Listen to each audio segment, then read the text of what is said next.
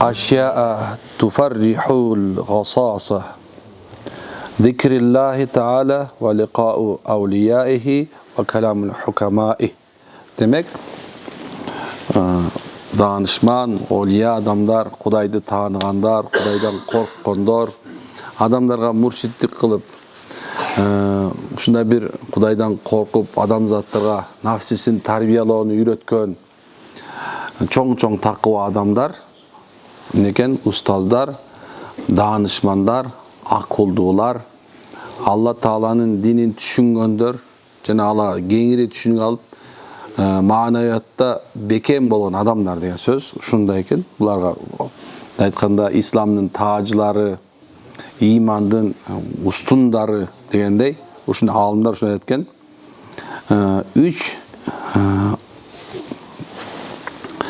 Üç nerse var deyт. Ошол туфарил гысос, силерде üç nerse кайгы муңдан арылтат деген.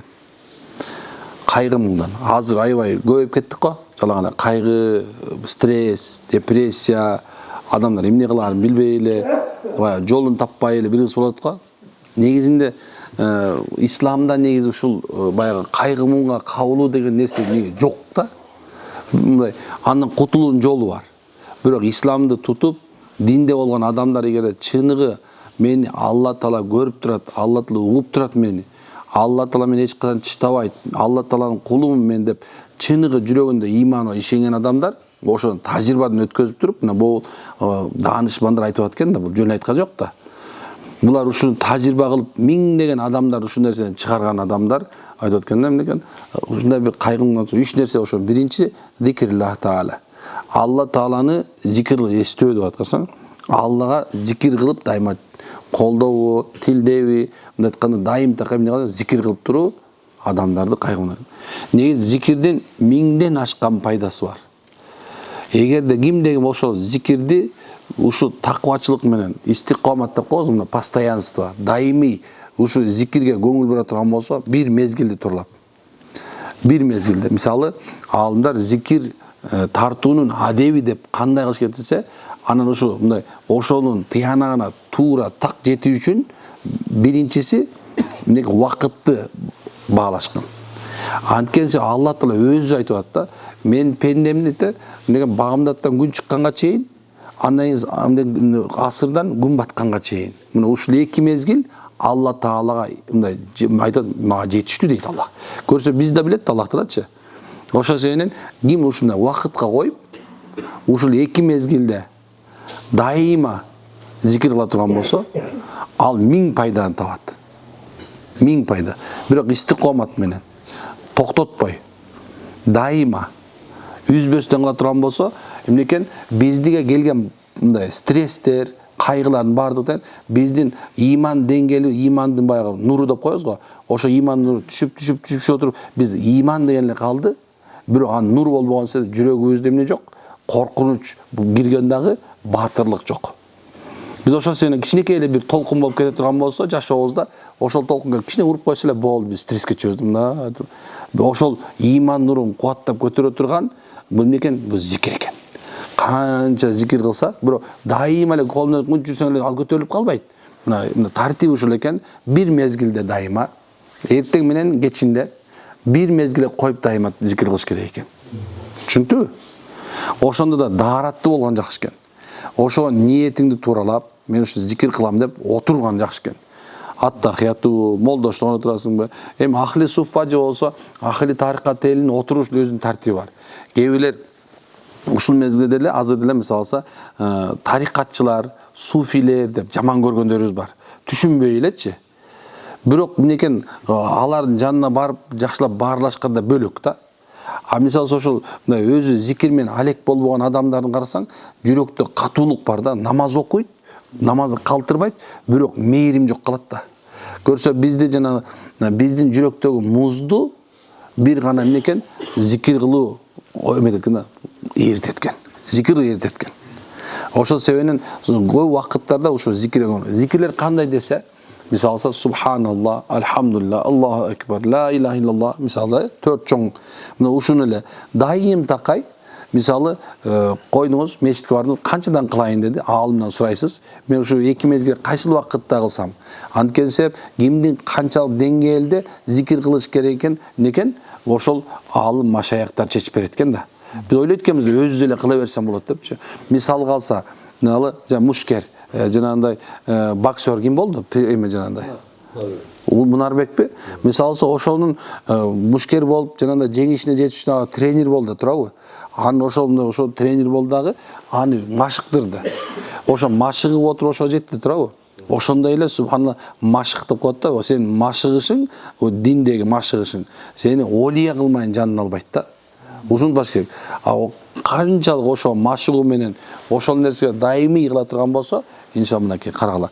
Жүрөктө эмне пайда болот экен? Кайгапа кетип, тынчтык орнойт. Мындай жүрөктө тынчтык орноп калгандан кийинчи байсыңбы, кедейсиңби, акылдуусуңбу, акылсызсыңбы, ролунуга калат. Дүйнөдөгү субханалла бардык мындай айтканда привилегия деп коебуз, мындай бир адамдар өзүндөй бир эме кылат го. Мындай кандай бир нерсе менен мындай ийгиликке жетүү деген нерсени мисалы алса, бирөө бир чоң бир бизнес ачууну ийгиликке жетиши мүмкүн, бирөө машина алсам ийгиликке жеттим дейт, бирөө үй алсам ийгиликке жеттим, бирөө аял алса ийгиликке жеттим дейт, бирөө мындай ийгиликтин ар кандай түрү бар экен да. Бирок чыныгы ийгилик бул сен субханалла жүрөгүңдө тынчтык да. Унутпагыла. Мен дайыма айтам, жүрөктө тынчтык келиш өтө оор нерсе. Буга мээнет керек. Эми карасаң, эмне үчүн тынчтык десе, анткенсе бул дүйнөдө жашап атканда жүрөгү тынч адамдарчы өлүп атканда тынч өлөт да. Тынч өлөт. Адам үчүн, сиз менен биз үчүн эң чоң бир сыноо келет атат. Эң чоң ар бир адам келет, муну унутпагыла. Аны сакаратыл маут дейт. Өлүм төшөгүнө келген мезгилде биздин жаныбызды алып аткан мезгил ошону сакаратыл маут дейт. Бул ушундай мезгил, бул дүйнөдө жашаганыңа өкүнөсүң. Адамдар көп өкүнөт. Аттың дүйнө, ушинтип ошол качан бир доля секундтун ичинде төрөлгөнү өлгөнгө чейин көрсөтүлөт. Бир көз алдында туруп берет ошонун баары теңчи. Ошол мезгилде ар бир адамдын мындай мисалы биз ойлошубуз, мисалы эгерде бизде азыр могу жерге бир машинеге жанакы же болбосо илгерки Кудай сактасын, мындай 4 тарапка кол бутун байлап аттарды кое бергенде жууп кеткен бар го. Бирөө билесизби, мындай эң мындай чоң бир жаза болгондо биз өлүм төшөгүнө келгенде жаныбызды чыгарып атканда о 4 жака жулуп кетиш жеңил болуп калат. Ошону сакаратыл маут дейт. Ошол мезгилге даярданабыз да биз. Ошол мезгилде мынакей өмүр бою окуган намазыңдын негизи акыйкаты бул намаздын эгерде чыны акыйкат келе турган болсочу, жүрөгүңдө тынчтык пайда болот. Ошого жардамчы анан жанакы зикир. Ойлобой эле субханалла, баардыгыбыз бир нерсе мындай чоң нерсе күтүп атат алда. Башкача. Кээ бирде ойлонуп коесуң, баягы өзүң иман болсоң көп нерсе көрдүм, мындай нерсе көргөм да. Адамдар көрөт, кээ бирде ойлоп коесуң, субханалла, мен кандай болор экенмин, эмне болор экен. Ошол себептен мен дайыма мен мечтам субханалла, өлүп аткан оозуман келмей чыкса. Ошону кыйналып аткан мезгилдечи, бул ушундай экен да, тил кат кылат экен да. Ошол себептен зикир кылгандардын тилдери жумшак болот. Сөөктөр мындай адамдын сөөгү өлүп атканда байкасаңыздар керек, жаназаны жууп аткан мезгилде катып калган болот, таштай болупчу. Бирок кээ бирлердикичи мындай биякка алсаң өзүнчө бөлөк болот, кол өзүнчө бөлөк болот. Машалла ошондойлор жууганда сүйүнөм да. Машаллах дейм да, бул адамга сакаратыл маут жеңил болуптур депчи. Өлүмдүн проблема. Ошол себептен бул дүйнөдө адамдар, мен дайыма айтып берем, дүйнөгө жетпей калдым деп кейбегиле. Билим алып жетише албадым, кейбегиле. Үй бүлө куруп жетише албадым деп кейбегиле, субханалла. Чын айтам, бул дүйнөдөгү бардык нерселер кейгенге, татыксыз. Чын, андан кейи турган нерсе аттан көрүп, намазды өз убагында окуй албай калыптырмын. 12 жаштан баштап окусам эмне болуп кетет элем? Орозону, бир да орозо карызым болбосо эмне болот эле? Ушул жашка чейин Куранды үйрөнүп алсам эмне болот эле? Куран окуп үйрөнөт. Ушундан бери мына ушунча өмүрүм өткөн де жок деле 40 күнгө 4 айга чыгып алсам эмне болот эле? Ай, кейи турган нерсе бөлөк. Адамдар мечитке келбей калганына кейиш керек. Чын, кейи ушул чоң кейи. Мисалы деле мына карасаңар, мына өзүң намаз окуп атасың, орозо тутасың, бирок балаң мечитке барбай атса, сага ороңдоп аткан болсо, кейип атпайсыңбы, туурабы? Кейип атпайсыңарбы? Мына кызыңар деле начар чыгып алса, кейип атпайсыңар да, ай атаң көрө, башында эле тетигинсем болмок экен деп турабы. Адам баласы кейип турган мезгил бар. Ошол өлүм төшөгүнө келген мезгил болот. Бирок кеч болуп калат ал убакыт. Ал убакыт аябай кеч болот. Чын. Ошол себептен азырдан эле мына кимдекен жүрөктөргө түнөк таба турган, тынчтык алып келе турган, субханалла кайымыңды чыгара турган зикирге аябай көңүл буруш керек. Ушундай чоң нерсе. Ушундай. Демек, негизги максат дегенди унутпаш керек да. Муктаждык менен максаттын айырмасы бар. Мен дайым айтам, муктаждык менен максаттын айырмасы бар. Бул эмне болуп аткан болсо, баары муктаждык. Мына үй муктаждык. Аялың муктаждык. Бала муктаждык. Мал муктаждык. Машина муктаждык. Муктаждык деген күнүмдүк адам үчүн керек. Мына анткени Алла Таала өзү айтып атат: "Ал-мал вал банун фи зинатуд дуnya." Силердин балдарыңар, малдарыңар фи зинат дуnya, бул дүйнөнүн гана зинатынан. Бирок эртеңки күн болот. Бул бала, эркек бала ат калыш үчүн да. Карасаң, кыз болсо узатып куда сүйөктүү болуп калдың мисалы дейт. Бирок мунун баардыгы убакыт менен бүтпөдү. Эми негизги максат көрсө ушул сакаратыл маутга даярдык көрүү. Өлүмгө даярдык көрүү. Чын. Калган нерсе кайгырып кереги жок. Кайгырсаң деле болуп кетпейт. Болор нерсе болду. Кыргызча айтканда болду, кычыбыз канды дейт го. Болду, мына азыр башыңа нерсе келдиби? Мына азыр ушу жерде мен жана отурмаксың. Ушу мени укмаксың. Ушу нерсе мындай таңктап туруп жүрөгүңө бир тиймек ушул нерсечи. Ай таңгыр ушу сөздү молдон угат белем депчи. Ушул жерден келип угуш керек беле обязательно. Бишкектен де уксам болбойт эле, мечитке барып деле. Мурун эле угуп койсоң эмне болот эле? Кеч болуп кал. Жок, кеч болгон жок. Ар бир адамдын бир күнү бир өзүнчө бир барак. Жаңы барак. Бүгүн ошол барактын жазылып бүтүп баратат, жартысына жетти. Бирок мына азыр, мына ушул уккандан кийин ошол баракты башкача жазса болот. Чын айтам, мына азыр башкача жасап баштаса болот. Адамга күнүнгө өмүр бою сектор шанс сыяктуу. Ошо шансты көрбөш керек болду. Мына зикир кылып башта, намаз окуп тургузуп башта, ажылыкка ниет кылып башта, мына азыр баштай бер. Анткени сен түрүсүң да бака. Ата бабабыз ушундай даанышман сөз айтканда, түрүдөн үмүт үзбө деген сөз. Бул бирөөдөн эмес, өзүңөн үмүт үзбө. Анткени сен өзүңөн бирөөдөн үмүт үзбөй койсоң оңой, бул оңолот деп. Бирок өзүң оңолушуңа үмүтүң барбы? Туурабы? Ошо сенин биринчи сен өзүң оңол, анан башка бирөөнүн оңолушуна себеп болот. Ошонун оңолушунун себеби бул дин. Ай алтындар, дин адамды оңойт. Динден башка эч нерсе оңдобойт. 10 окумушту бүткүл мына биология илимин окумушту келсин, физика илимин окушту келсин, мисалы алса, мен кайсы мисалы алса, кандай нерсе адамга эмне керек деген 5 окумушту туруп сага укмуш цитаталарды айта турган болсо дагычы сен оңолбойсуң. Качанга чейин, качан сенин жаныңа туруп дин келмейин. Чын. Мен профессор келди, айтты, субханалла. Сен аракты токтоттуң, токтоткон жоксуң, туруп. Анткени ал жерде ыйыктык жок да. Демек, ыйыктык, тазалык бир гана динде. Дин менен гана оңолот. Биз коомду, элди, мисалы, коом, эл, мамлекет бир гана дин менен, диндар таза болуп гана оңойлабыз да. Биз аркабызга чыныгы тукумду, чыныгы урпактарды таза калтырып кетиш үчүн бизге дин керек, болду керек, башка нерсе керек жок. Дегенде могу тоонун баары алтын болсо, ошол тоонун баарын, алтындын баарын казып туруп, муну площадька апарып тизип коюшсуң мага демектечи.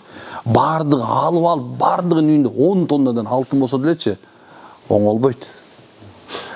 Ошол алтынды муну эмне баштайт? Алтын бар гана, уже бар нерсе бар.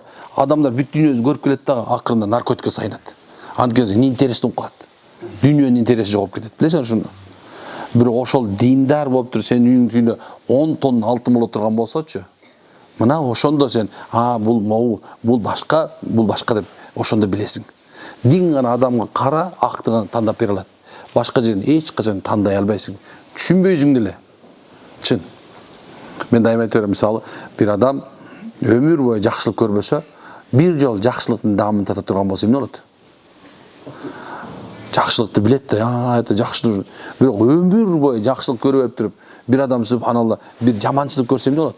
Апе, жаманчылык көрсө ушундай болот турбайбы дейт, туурабы? Сиз качан гана башыңа келмейин. Туурабы?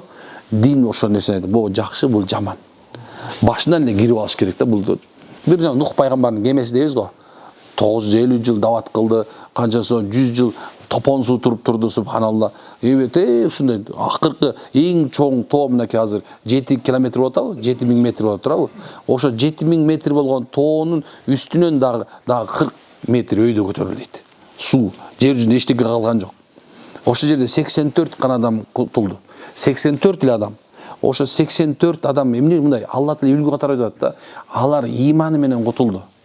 Иманы менен кутулду деген сөз мына кээ бирлер мында жакшылап ойлонуп көрө турган болсоң, демек ар бир мечитке келген, ар бир даватка чыккан, ар бир медреседе отурган, ар бир устаздын алдында отурган некен ошол Нух пайгамбардын кемеси. Азыркы заманда ошо Нухтун кемеси ушул мына бул мечиттер, Алланын жолу, мына устаздардын алдында отуруп, медреседеги бул ошол Нух. Сен жахилияттан, күнөөдөн, ушундай бир бузукулуктан, эң жаман топон суу алардын баардыгы тең. Адамдар жок кыла турган суу ал. Мына ошондон кутулуп кемеге түштүң деген сөз. Ошондой 84-тө бейишке кирет иншалла. Насип болсун иншалла. Ошондон кел да. Оңой бекен бизден чыгыш. Стресстен чыгыш оңой бекен. Hareket kılavuzman da? İnşallah. Anda o min daha bir nesayeti yazan. Subhaneke elhamdülillah. Anta estağfirullah ve etûbü ileyh. Kudayım iman hilet beşin.